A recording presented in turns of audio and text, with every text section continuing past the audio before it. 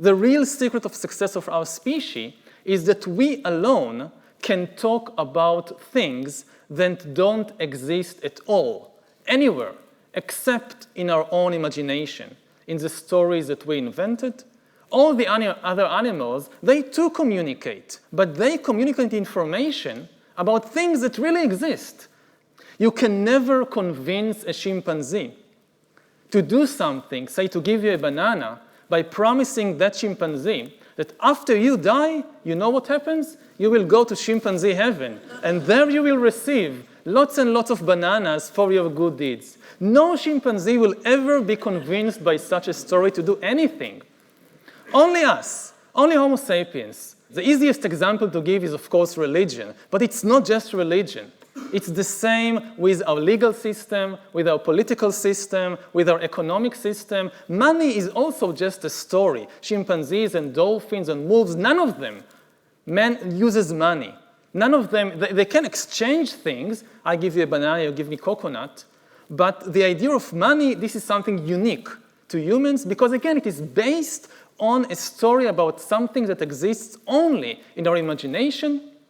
We take, say, a piece of paper or a piece of gold, which is worth nothing. You can't do anything with gold. You can't eat it, you can't drink it, you can't wear it, you can't even make weapons out of it because it's too soft. So you take something without any inherent value and you tell a story. Look, this piece of worthless metal or this piece of colorful paper, it is worth 10 bananas.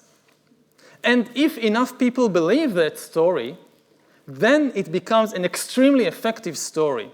Millions of strangers are willing to do amazing things and sometimes terrible things just for these colorful pieces of paper. So this is the power of the human imagination. So we see then that Homo sapiens, in contrast to all the other animals in the world, lives in a dual reality. Other animals, they live inside an objective reality. We humans also live in this reality. We also encounter trees and lions and rivers and mountains, but we also have another reality. In addition to this objective reality, we also live inside a fictional reality, a reality that we invented, that exists only in our imagination, a reality that contains things like nations, which are just the stories that we invented, which contains money, which is populated by gods, which includes things like human rights, which again, it's our invention. And what is amazing about history is not only that humans inhabit this dual reality, the layer of objective reality, and on it another layer of fictional reality.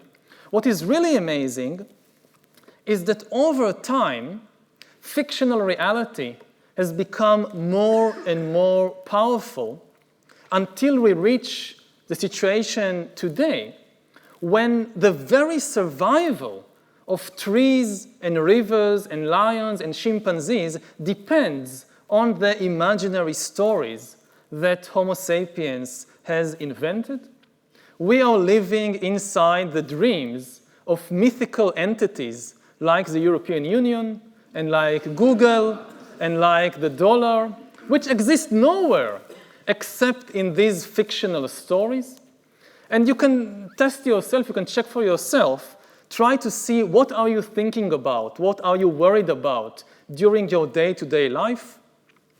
Many people find that they think very little about real things like trees and rivers and lions, and most of the day they are constantly preoccupied by these fictional inventions like money and like nations and like gods and corporations and things like that.